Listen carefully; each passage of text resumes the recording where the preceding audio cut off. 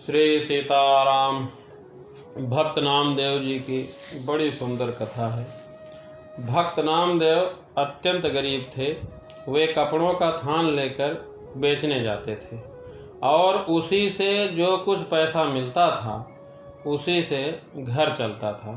पर भगवान की भक्ति कभी नहीं छोड़ी।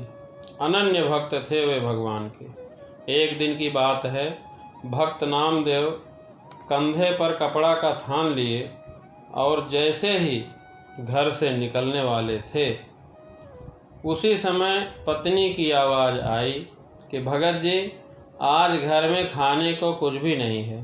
आटा, नमक, दाल, चावल, गुड़ और शक्कर सब खत्म हो गए हैं। शाम को आते समय बाजार से राशन का सामान लेते आइएगा। भक्त नामदेव जी बोले, ठीक है, जैसी कान्हा की मर्जी। अगर कोई अच्छा मूल्य मिला तो निश्चय ही घर में आज धन धान्य आ जाएगा। पत्नी बोली, संत जी, अगर अच्छी कीमत ना भी मिले तब भी इस बुने हुए थान को बेचकर कुछ राशन तो ले ही आना। घर के बड़े बूढ़े तो भूख बर्दाश्त कर लेंगे, पर बच्चे अभी छोटे हैं, उनके लिए तो कुछ ले ही आना। भक्त जी ने कहा, जैसी मेरे मोहन की इच्छा। ऐसा कहकर भक्त नामदेव जी बाजार को चले गए।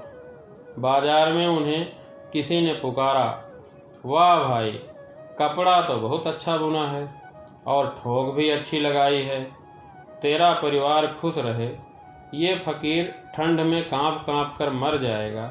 दया कर और भगवान के नाम पर 2 चादरें का कपड़ा इस फकीर की झोली में डाल दे।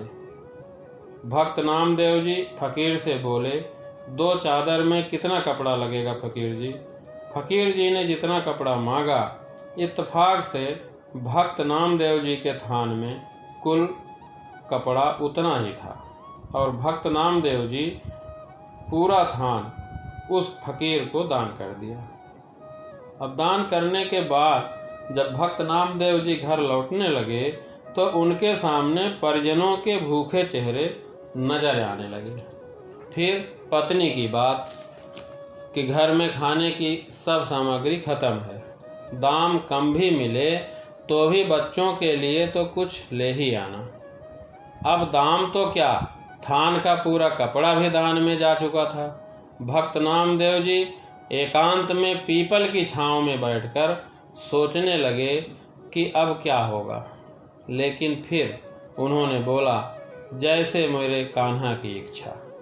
जब सारी सृष्टि की पूर्ति वो करता है तो अब मेरे परिवार की भी वो ही करेगा। और फिर भक्त नामदेव जी उसी पीपल के नीचे अपने हरि के भजन में लीन हो गए। अब भक्त का कष्ट देखकर भगवान कहाँ रुकने वाले थे। भक्त नामदेव जी सारे परिवार की जिम्मेदारी जो उनके सुपुर्द कर दी थी। अब भगवान जी ने भक्त नामदेव जी के घर जाकर दरवाज़ा खटखटाया। नामदेव जी की पत्नी ने पूछा, कौन है?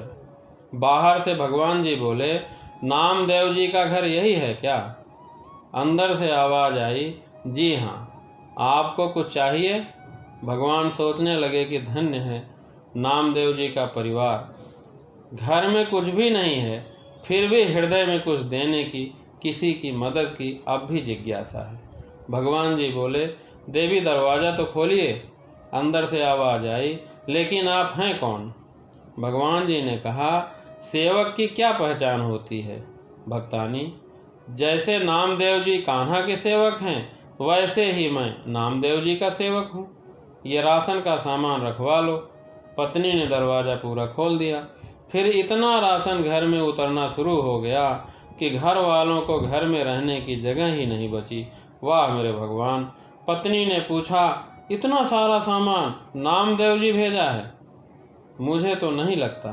भगवान जी ने कहा, हाँ भक्तानी, आज नामदेव जी के कपड़े का थान सच्ची सरकार ने खरीदा है। जो नामदेव जी का सामर्थ्य था उसने भुगता दिया और अब जो मेरी सरकार का सामर्थ्य है वो चुकता कर रही है। और जगह बताओ भक्तानी, अभी तो बहुत सामान आने वाला है। शाम ढलने लगी थी और रात का अंधेरा अपना पांव पसारने लगा था। सामान रखवाते रखवाते पत्नी थक चुकी थी। बच्चे घर में अमीरी आते देख खुश हो रहे थे। वो कभी बोरे से शक्कर निकाल कर खाते तो कभी गुड़, कभी मेवे खा रहे हैं। उनके बालपन अभी तक तृप्त नहीं हुए थे। भक्त नामदेव जी अभी तक घर नहीं आए थे, पर सामान आना लगातार जारी था।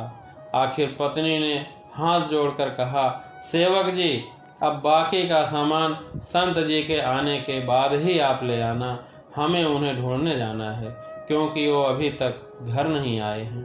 भगवान जी बोले, वो तो गांव के बाहर पीपल के नीचे बैठकर हरि का भजन सुमिरन कर रहे हैं।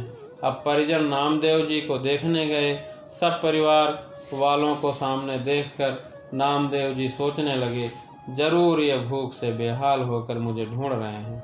इससे पहले कि संत नामदेव जी कुछ कहते, उनकी पत्नी बोल पड़ी कि कुछ पैसे बचा लेते। अगर थान अच्छे भाव बिक गया था तो सारा सामान आज ही खरीद कर घर भेजना था क्या? भक्त नामदेव जी यह सुनकर कुछ पल तक विस्मित हुए। फिर बच्चों के खिले चेहरे देखकर उन्हें एहसास हो गया कि जरूर मेरे प्रभु ने कोई खेल कर दिया है। पत्नी ने कहा, अच्छी सरकार को अपने थान बेचा और वो तो सामान घर में भेजने से रुकता ही नहीं था। पता नहीं कितने बरसों तक का राशन दे गया। उससे मिन्नत करके हाथ जोड़कर रुकवाया कि बस करो, बाकी संत जी के आने के बाद उनसे पूछ कर रखवाएंगे। भक्त नामदेव जी हंसने लगे और बोले, वो सरकार है ही ऐसी, जब देना शुरू करती है तो सब लेने वाले थक जाते हैं। उसकी बख्शीश कभी भी ख़त्म नहीं होती। वह सच्ची सरकार की तरह सदा कायम रहती है। तो इस प्रकार जब हम अपनी जिम्मेदारी प्रभु को सौंप देते हैं और निरंतर प्रभु का ध्यान करेंगे तो प्रभु भी हमारा ध्यान रखते हैं। बस धन्यवाद। श्री हरि आप सभी का मंगल करें।